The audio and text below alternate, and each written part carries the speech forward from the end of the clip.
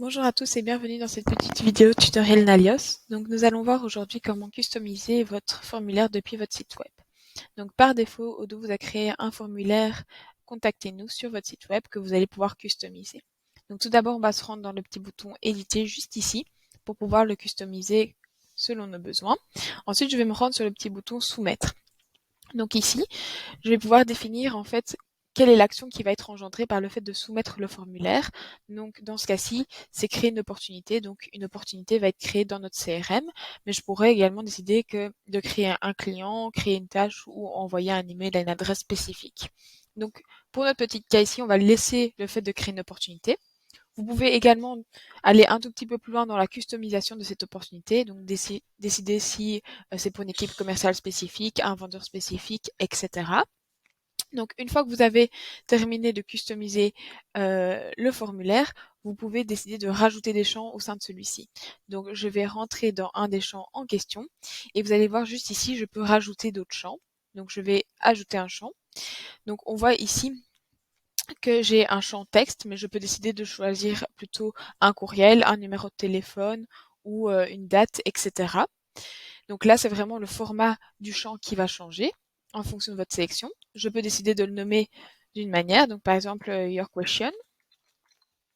Je vais pouvoir décider de la position du libellé, en fait, du titre de ce champ-là. Donc par exemple, je peux décider de le mettre au-dessus ou sur le côté gauche ou ne pas l'afficher. Ensuite, je peux décider de mettre une petite description pour être plus précis par rapport à ce que j'attends de la part de l'utilisateur. Donc, par exemple, please feel free to ask your question. Et je peux également décider de mettre une valeur par défaut. Donc, dans mon texte, je peux également décider de mettre déjà ce qui va être encodé. Bien sûr, par la suite, votre utilisateur pourra supprimer ce qui a déjà été encodé par défaut et le modifier. Ensuite, je peux décider si le champ est requis ou non. Donc, si je mets requis ici, j'ai un petit point d'exclamation qui avertit en fait l'utilisateur qu'il doit remplir le champ avant de soumettre son formulaire et il n'aura pas la possibilité non plus de soumettre le formulaire s'il n'a pas rempli le champ en question.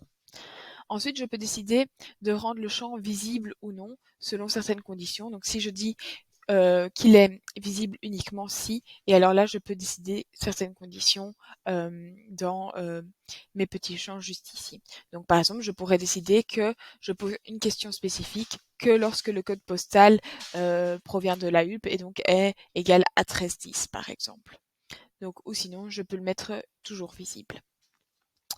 Je peux également décider de mettre un champ caché qui a une certaine valeur et de le masquer, comme ça la personne ne le verra jamais dans son formulaire également. Ensuite, un autre type de champ que l'on peut rajouter, ce n'est pas un champ personnalisé, mais c'est un champ existant.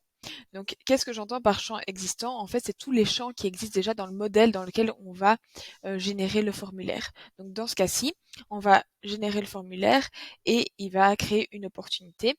Et donc, je vais retrouver tous les champs existants déjà dans l'opportunité, tels que le client, tels que la langue, l'email ou le mobile, etc.